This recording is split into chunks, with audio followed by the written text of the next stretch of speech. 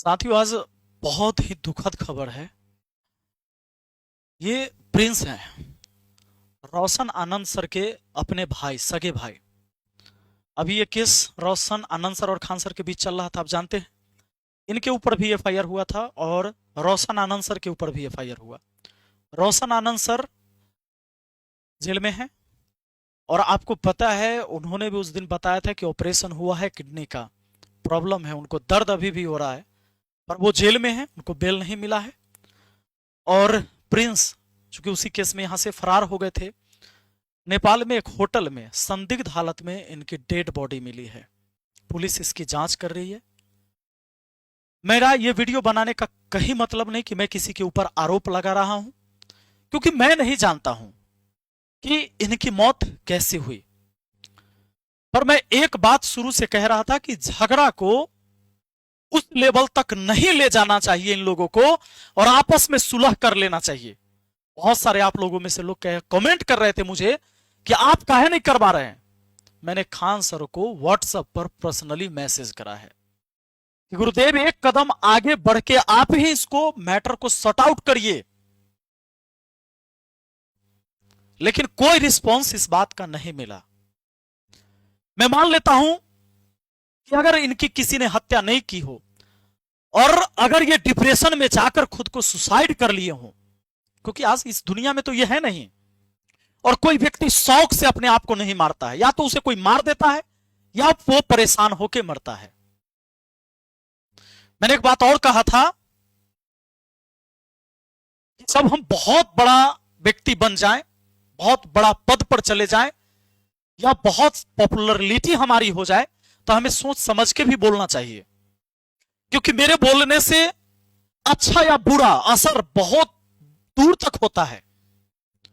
Khan sir एक global शिक्षक हैं, विश्व के नंबर 1 शिक्षक। मैं उनका मित्र हूं, मुझे पता है वो जो भी कुछ बोलेंगे उसका असर पूरे देश में और दुनिया में होता है। इसलिए मैं कह रहा था कि उनके गलत बयान का मैं विरोध करता हूं। मैं सिर्फ सत्य के साथ हूं। लेकिन आप लोगों में से बहुत लोग मुझे गाली दे रहे थे, और बहुत सारे 3-4 टीचर ने तो वीडियो भी बना दी कि खान सर के वजह से ही मुखिया बना था, ही भूल गया हम मुखिया बने थे। इसका क्या मतलब है? मैं धन्यवाद देता हूं खान सर का भी और उन लोगों का भी जो वहां अपना आकर योगदान दिया। कोई उत्तर प्रदेश से एक लड़का भी आकर योगदान दिया, झारखंड से, पूरे बिहार के कोने कोने से कोई आकर योगदान दिया। सबका महत्व है, पर इसका यह मतलब तो नहीं है कि मैं जब आप गलत करो तो भी मैं आपको कहूं कि नहीं, मैं तुम्हारे साथ खड़ा हूं। तो उस पर भी लोगों ने कहा कि मित्रता कर्ण से सीखो। अगर मैं कर्ण बन जाऊं तो क्या मैं दुर्योधन को इस महाभारत में जिताने के लिए प्रयास करूं? क्या आप यह चाहते हैं कि मैं कर्ण बनकर दुर्योधन को इस महाभारत में विजय दिलाऊं? यानी इस बार महाभारत में आप दुर्योधन को जीतते देखना चाह रहे थे। मैं क्यों कह रहा हूं ऐसी बातें, मुझे कहने की क्यों जरूरत पड़ रही है? क्योंकि मित्रता मुझे आप सिखा रहे थे। इनका गलत बयान कहां कहां है ये देखिए, और इस बयान का असर दो बात हुई होगी। या तो इन्होंने सुसाइड किया होगा, किसी ने जहर दे दिया होगा, या किसी ने हत्या कर दी किसी तरीके से, या कोई भी और कारण हो सकता है। यह पुलिस का मामला है, जांच का मामला है, जांच होना चाहिए। निर्दोष को सजा नहीं मिलना चाहिए, लेकिन दोषी को सजा हर हाल में मिलना चाहिए। अभी आपको मैं बताता हूं, मैंने बोला था तो लोग मुझे विरोध कर रहे थे कि तू खान सर से जलता है। शुभांकर मिश्रा के शो में जाकर क्या बोला इन्होंने, सुनिए। तीर्थ सेकेंड राउंड में आए थे मारने के लिए। कौन हमला किया था? वो वहीं के थे सब, कोचिंग माफिया या वही माफिया सब।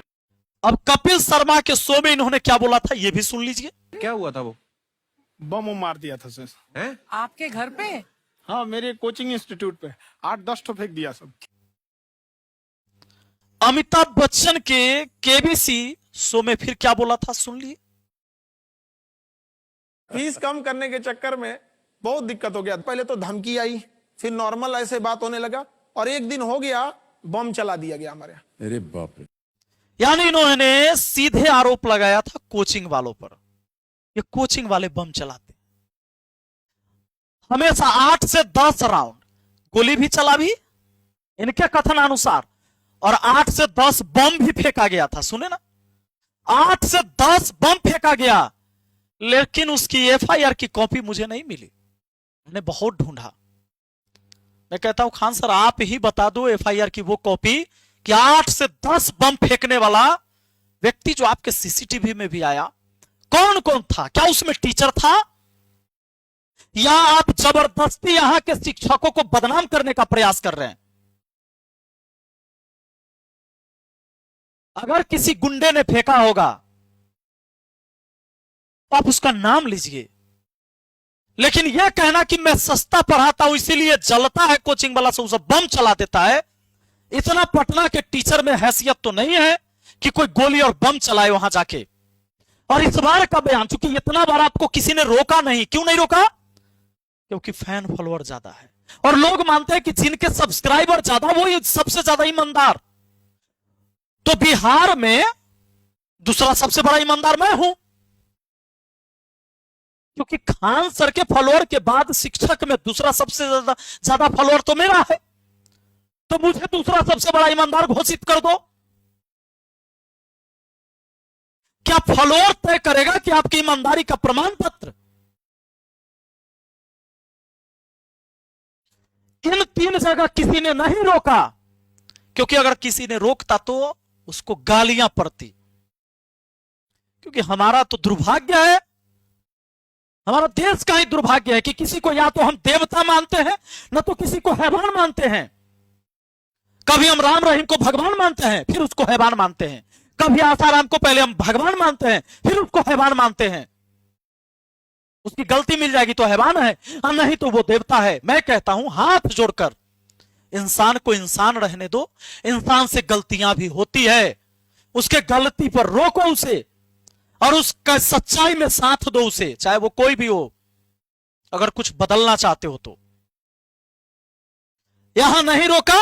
आज मीडिया में फिर से उन्होंने क्या बयान दिया?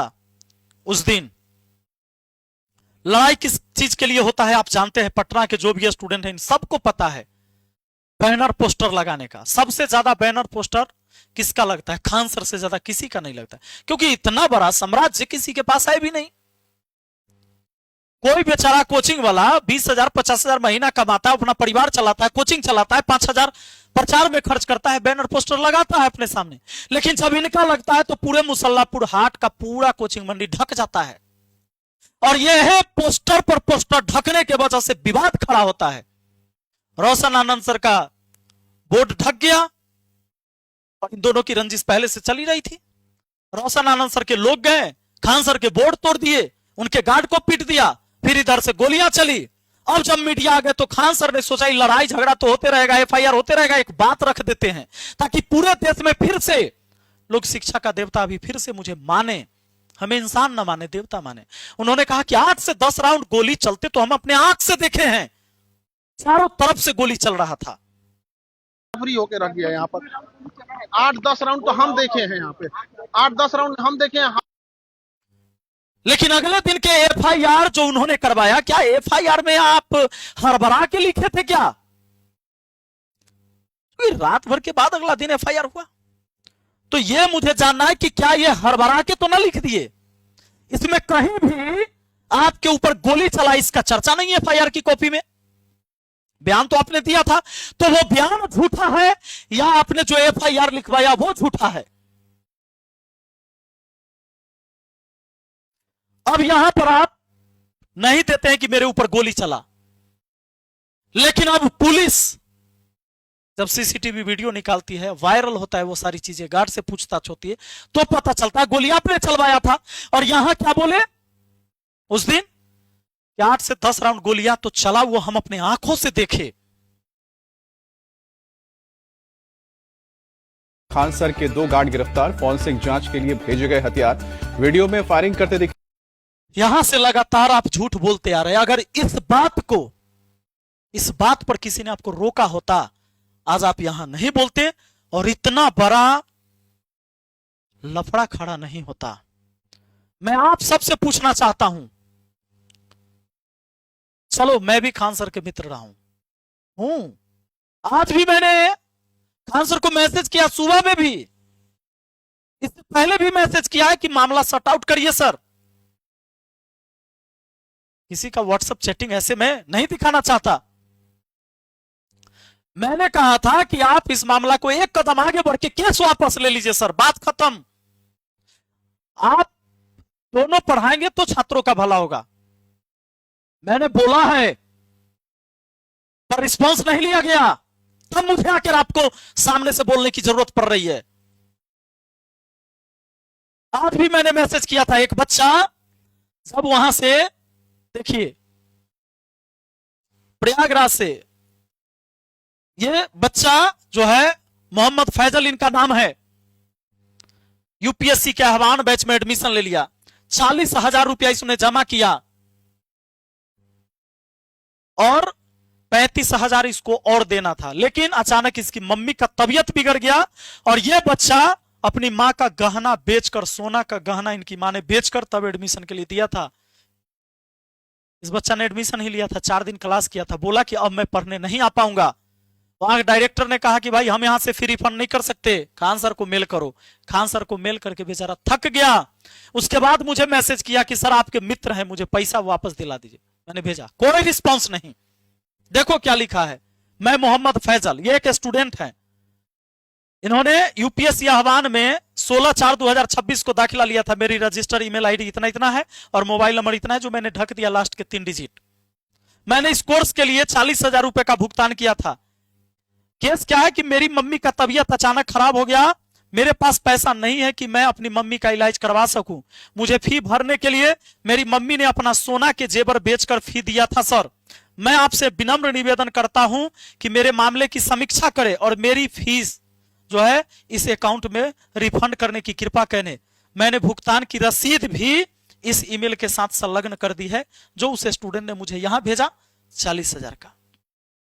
आप ना तो कपिल शर्मा के शो में कभी बोले, ना शुभांकर मिश्रा के शो में बोले, ना अमिताभ बच्चन जी के शो में बोले कि हम 40,000 वाला फी भी लेते हैं ऑनलाइन और 75,000 ऑफलाइन का भी लेते हैं। हाँ, 200 का चर्चा किए थे आप। टाटा की एक गाड़ी आती है, कोई गाड़ी 5 लाख की है और कोई गाड़ी 30 लाख की। टाटा बताता है कि गाड़ी मेरा 5 लाख का है, 30 लाख का है। और आप कोचिंग माफिया यहां के सारे शिक्षकों को बोलते कि वो मेरे ऊपर जो है से बम चलवा देता है, क्योंकि हम कम फीस में पढ़ाते हैं और ज्यादा रिजल्ट होता है, इसलिए टीचर बम नहीं चलवाता है। और किसी से आपकी लड़ाई झगड़ा होती है, किससे होती है आपको भी पता है, लेकिन आपको पता है कि उसका नाम लेने से वाहवाही नहीं होगा। जब भी पटना के कोचिंग में झगड़ा होता है तो मेन होता है चंदा वाला प्रॉब्लम। जब भी दुर्गा पूजा आएगा, लक्ष्मी पूजा आएगा, सरस्वती पूजा आएगा, चंदा मांगने का प्रॉब्लम है। जिसके पास ज्यादा स्टूडेंट है वो ज्यादा चंदा देगा, नहीं दिया तो भाई लड़ाई झगड़ा होता है। लेकिन उसको तुरंत भजाते हैं ऐसे कि यहाँ के शिक्षक जो हमसे जलता है वो बम चलवा देते हैं। शिक्षक की इतनी औकात हो गई, 10-10 को बम लेके यहां आ गया और आपने एफआईआर नहीं उसके नाम पर करवाया। और फिर पटना पुलिस कहां थी? 10 को बम चल जाएगा पटना में, पटना पुलिस को नहीं पता चलेगा कौन कौन अरेस्ट हुआ था, उसमें कौन टीचर था, उसका नाम तो होना चाहिए ना।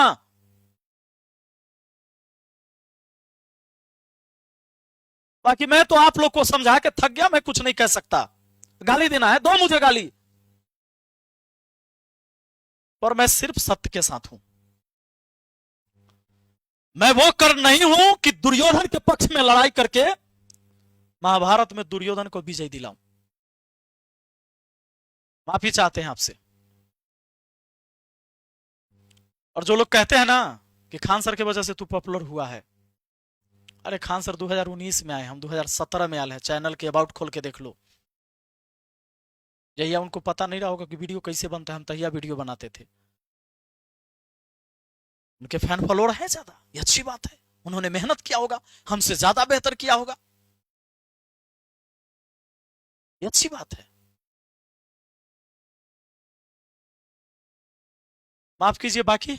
और जिनको भी दिल को तसल्ली मिल गया होगा कि आज रोशन आनंद सर का भाई इस दुनिया में नहीं है, तो आप जश्न मनाइए, मुझे गाली दीजिए। उस मां के ऊपर, उस वृद्ध पिता के ऊपर क्या बीत रहा होगा जिसका बेटा इतना पढ़ा लिखा होकर एक जेल में है और दूसरा बेटा की हत्या हो गई, अब इस दुनिया में नहीं है। उस माँ बाप के दर्द को एक बार समझना। तुम्हारे माँ बाप ने भी तुम्हें पाले होंगे। एगो मोबाइल हाथ में है, झट से किसी को गाली लिख दो, कमेंट कर दो।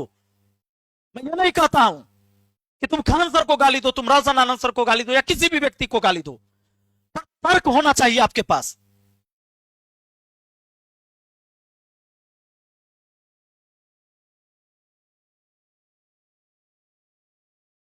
छोड़िए।